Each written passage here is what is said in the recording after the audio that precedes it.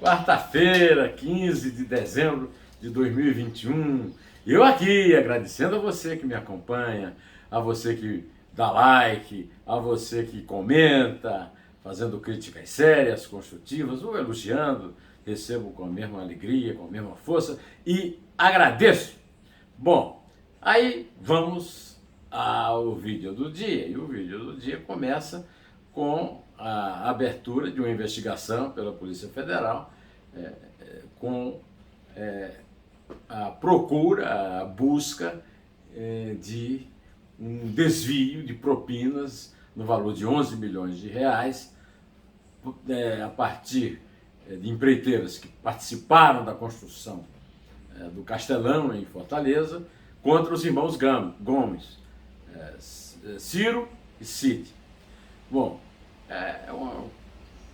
digamos, uma investigação muito antiga, mas esse não é o caso. O caso é saber o seguinte: o cientista Carlos Mello, né, disse uma coisa interessante. Ele disse: começou a temporada de caça aos oposicionistas. Né?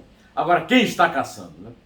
A Polícia Federal anda muito suspeita, porque anda muito controlada pelo Anderson Gomes, pelo Paulo Maiorino, que é o diretor, pelo Anderson Gomes, que é o ministro da Justiça, e pelo santo, entre aspas, ao contrário, só que não mentiroso, do Jair Bolsonaro. Né?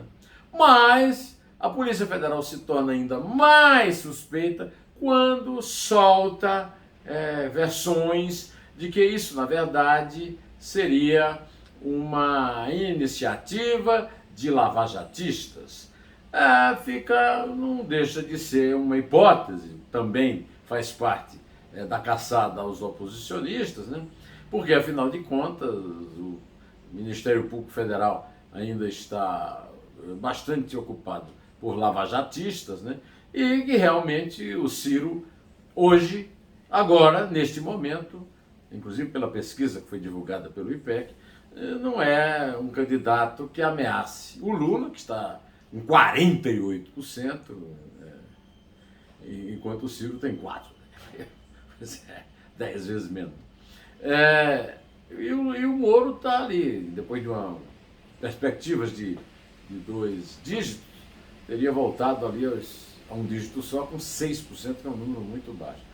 Então, e aí fica, você olha, mas é óbvio demais, né? Você olha, vê isso aí, essa proximidade, e você vê que falta, no mínimo, responsabilidade de quem planta uma notícia dessa, porque o que a Polícia Federal tem que fazer é descobrir se é verdade, se houve realmente esse tipo de propina a respeito do qual a investigação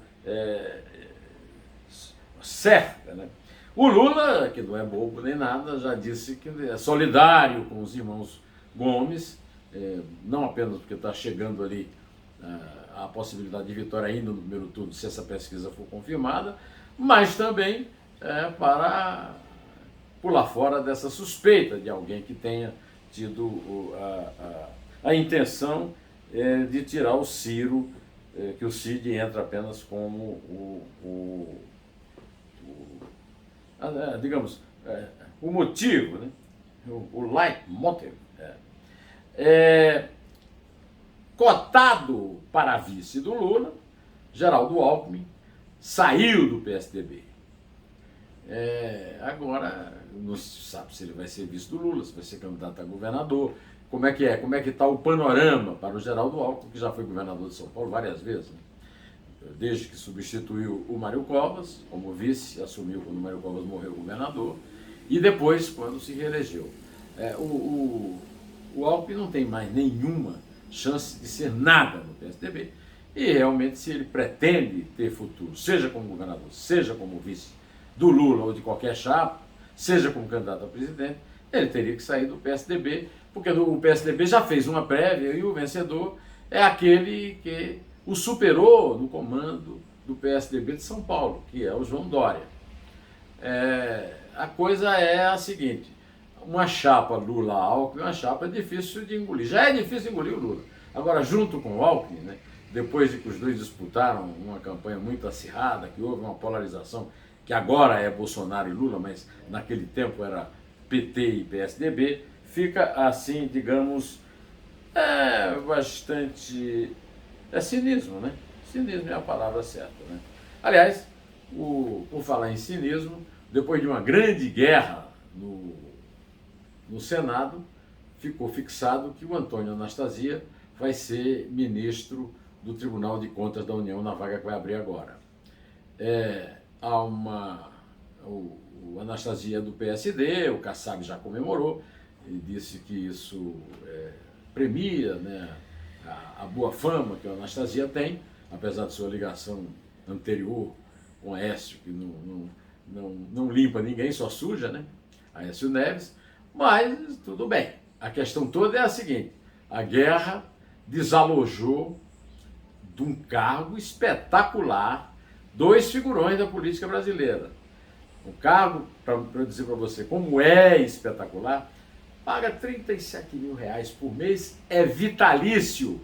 Ou seja, não pode ser demitido, não pode ser substituído, a não ser quando se aposentar, né?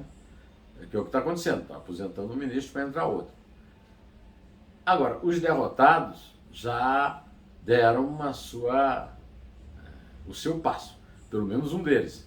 O Fernando Bezerra Coelho, líder do governo no Senado, não é mais líder do governo no Senado, porque se considerou abandonado pelo governo nessa disputa de uma mamata espetacular.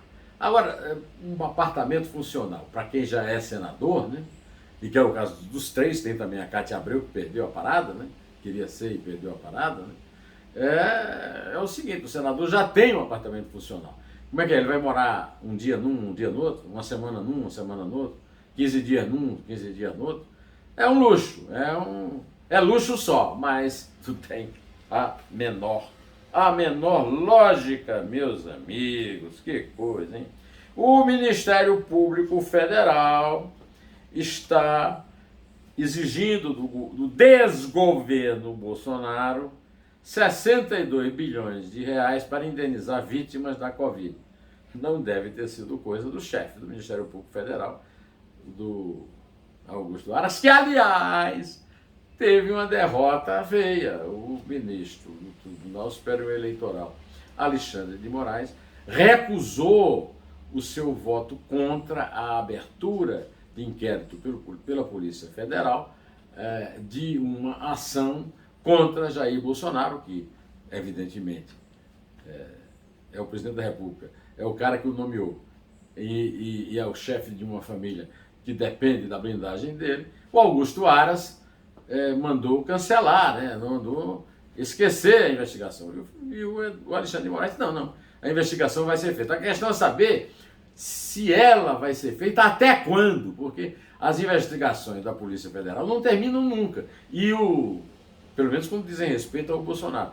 E o Alexandre de Moraes aceita. É uma prorrogação permanente, né? Já existe. A Polícia Federal pediu a prorrogação, concede a prorrogação. Sabe-se lá por quê, mas a verdade é que esses inquéritos falam muito, né, dos inúmeros inquéritos que o Augusto Aras abre, preliminares, que não servem para nada. Mas esses inquéritos do Alexandre de Moraes não são preliminares, mas é como se fossem. O Bolsonaro nunca chega a ser punido, nunca chega a ser sequer investigado de verdade. Por exemplo, vai depor com o delegado amigo, que não convida mais ninguém, o depoimento é ali um depoimento camarada, como foi no caso da interferência indevida na Polícia Federal, que caiu na eternidade, amém, né? Bom, a Câmara está cumprindo o acordo que foi feito com o Senado de votar a favor das modificações que o Senado fez na lei, na PEC, né, na proposta de emenda constitucional, que se chama do precatório, mas na verdade é do calote, é da velhacaria, é uma autorização para o governo não pagar dívidas que a justiça manda pagar, depois que passou gerações e gerações sendo julgado em todos os escaninhos da justiça. Aí O Congresso diz, não, mas não, o governo não tem dinheiro para pagar. O Paulo Guedes diz, não, eu devo, não nego, mas não posso pagar. Então, furamos o teto, então não pagamos os precatórios, que são dívidas do governo com prefeituras, estados e cidadãos pagadores de impostos. Paga nas calendas, ou seja, não paga nunca, vai sempre aparecer alguém para mandar para frente esse pagamento. Né? A Polícia Federal intimou o Jair Bolsonaro para um inquérito no qual ele está sendo processado porque condicionou, né, o uso da vacina contra a Covid a manifestações do HIV, da AIDS. É um absurdo, ele devia ter sido preso quando disse isso, mas agora a Polícia Federal está abrindo um inquérito. Sabe-se lá quando terminará, em que governo, em que ano, né? E o rolo do passaporte e da vacina continua em aberto, porque o governo não quer, porque não quer obrigar o estrangeiro a apresentar atestado de vacinação para entrar no Brasil, mas a Anvisa já deu ordem aos aeroportos para cumprir a decisão unilateral, monocrática, do ministro do Supremo, Luiz Roberto Barroso, que também está sendo submetido à votação no computador, não presencial, no Supremo, né, no plenário do Supremo. Eu volto a convidar para você acessar, né, aqui, esse verbo é horroroso, né, ter acesso ao meu filminho no 2 Dedos de Prosa, com Antônio Carlos Sequim, poeta, professor de literatura e bibliófilo, colecionador de livros, né? Rato de biblioteca e distante de amigo, hein, doutor Sequim?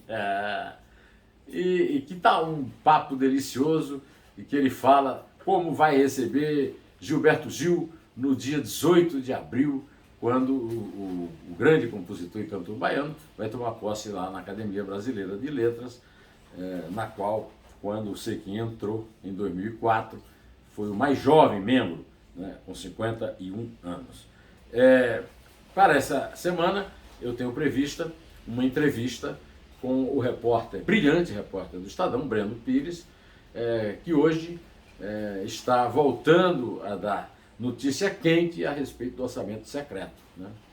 Porque o recuo da dona Rosa Weber lá no Supremo já produziu resultados nas emendas do relator. Para você entender bem isso, o Breno explica bem direitinho na entrevista que vai dar, explicará bem direitinho na entrevista que vai dar, que vai para o ar no sábado que vem. Sábado, dia 18, às 13 horas. Né?